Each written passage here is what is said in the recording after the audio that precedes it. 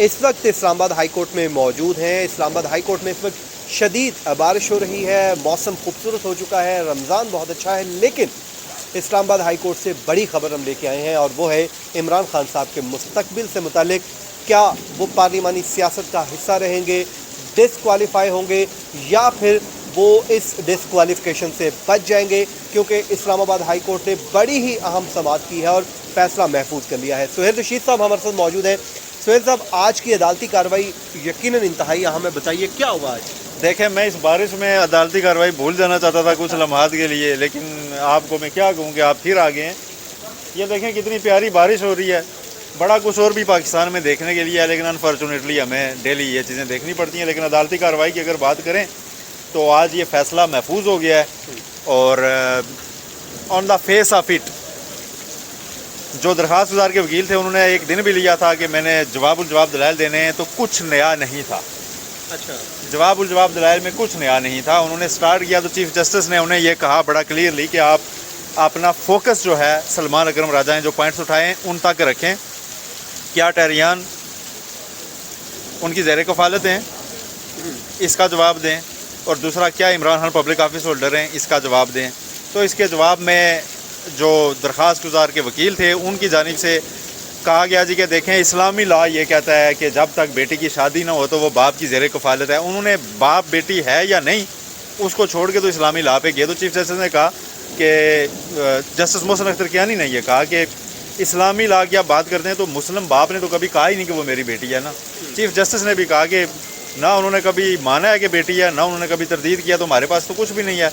तो आप कैलिफोर्निया की अदालत का फैसला लाए हुए हैं कि तो उस फैसले के ऊपर आप मुस्लिम लॉ को कैसे इम्प्लीमेंट करेंगे। वो मुस्लिम लॉ से मुतालिक जो बड़ी बात हुई है वो क्या थी? तो उन्होंने कहा जी मुस्लिम लॉ को आप कैलिफोर्निया की अदालत में कैसे करेंगे और आप ये किस तरफ निकल पड़े हैं अगर मुस्लिम लॉ में जाएँ। उन्होंने कहा जी हनफी फ़िक़े के फतवे मौजूद हैं, मालिकी के मौजूद हैं कि जी बेटी तब तक बेटी है जब तक शादी ना हो। लेकिन जो लिंक मिसिंग था वो यही था कि अभी तक आपने उसकी बेटी इमरान खान ने कहीं मानी हो या केस लड़े हों कहीं पे, वहाँ पे साबित हुआ हो कि उनकी वो बेटी है, इस तरह की कोई चीज़ आपने पेश नहीं की। ना डिक्लेरेशन है ना एडमिशन है, दोनों चीज़ें मौजूद ही नहीं हैं। यानी ना उनका अपना एतराफ़ है कि वो मेरी बेटी है, ना किसी अदालत का फ़ैसला है ऐसा मानने वाला कि जिसमें कहा गया हो कि उनकी बेटी है। कैलिफोर्निया की अदालत का फ़ैसला चूँकि एक तरफा है उसको नहीं माना जा सकता। इसके बाद वो डायरेक्ट आगे जी के दरख्वास्त गुजार के ऊपर सवाल क्यों उठाया गया कि साजिद कौन है। तो उन्होंने कहा जी साजिद, मैं तो समझा जब उन्होंने कहा कि बड़ा पूछा जाता था जी साजिद कौन है, मैं देखने शुरू हो गया इधर उधर कोर्ट में कि अभी इनमें से कोई साजिद है। मैंने कहा अभी वो कहेंगे जी कि ये रहा साजिद। उन्होंने कहा जी साजिद भी पाकिस्तान का एक शहर ही है। ठीक है, तो जी उसको तमाम चीफ जस्टिस मुस्कुरा दिए इस पर।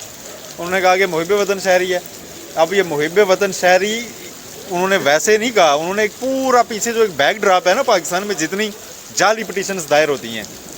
पिछले दिनों आपको याद होगा इस्लामाबाद में एक कार्रवाई शुरू हो गई थी, उसमें दरख्वास्त गुजार ने अपना नाम भी नहीं दिया हुआ था और उसमें उसने लिखा हुआ था एक मुहिब वतन शहरी। तो ये उस कॉन्टेक्स्ट में बात हो रही थी कि ये भी मुहिब वतन शहरी हैं। उन्होंने कहा जी शहरी हैं, तो चीफ जस्टिस ने कहा मुहिब वतन नहीं है। उन्होंने कहा जी मुहिब वतन भी। उन्होंने कहा चलें ठीक है, आपके पास जो कुछ आप दे दें। यहाँ पे इलेक्शन कमीशन के वकील की एंट्री हुई, केस अच्छा खासा महफूज होने लगा। जो भारी जुर्माने के रिमार्क्स आए वो क्या थे वो बताएं। केस का फैसला महफूज होने लगा था। इलेक्शन कमीशन के वकील आगे आए और उन्होंने कहा जी कि हमें जी एक मुतफरिक दरख्वास्त का टाइम दें, हमने कुछ रिकॉर्ड पेश करना है। ये वही रिकॉर्ड था, कोई नया नहीं था, जो अदालत उनसे मांग रही थी। तो चीफ जस्टिस ने बड़ा बर्मी का नागवारी का इजहार किया कि आपको हम इतने अरसे से मांग रहे थे, तो अब आप आ रहे हैं, आप पे भारी जुर्माना क्यों ना आयद किया जाए इस रवैये के ऊपर। तो खैर उन्होंने वजाहत की, उन्होंने कहा जी कि हम सिर्फ अदालत के सामने रखना चाहते हैं कि ये टहरियान वाइट का मामला शवाहिद मौजूद ना होने की बुनियाद पे हम पहले ही खारिज कर चुके हुए हैं। अच्छा जी, इनके तो बड़ा कैटेगोरिकली एक स्टेटमेंट है इलेक्शन कमीशन ऑफ पाकिस्तान की जानिब से कि शवाहिद ना होने पर हम पहले ही खारिज कर चुके हैं। और ये उस वक्त ये स्टेटमेंट आ रही है जब इस्लामाबाद हाई कोर्ट फैसला महफूज कर रही है और मेंटेनेबिलिटी को डिसाइड करने जा रही है। जी जी, मेंटेनेबिलिटी पे, क्योंकि दरख्वास्त गुजार के जवाब में जो इमरान खान का पहला जवाब आया था, उन्होंने कहा था जी कि इलेक्शन कमीशन में भी ये केस चल चुका हुआ है, वहाँ से भी ये खारिज होता रहा है। तो अदालत ने कहा था इलेक्शन कमीशन से कि आप अपना रिकॉर्ड दे दीजिएगा किस बुनियाद पे आपने किया हुआ है। तो आज वो बुनियाद उन्होंने ज़बानी बता दिया है कि शवाहिद ही नहीं होते थे, इसलिए ये खारिज किया हुआ है। वही जो ट्रिब्यूनल में भी मामला आया था तो शवाहिद नहीं थे और जिसका क्वेश्चन सारा इस पर किया जाता रहा। अब इम्पोर्टेंट है, फैसला महफूज हुआ है, देखने हैं ये वेट, ऐसा कहा नहीं गया कि कब तक सुनाया जाता है।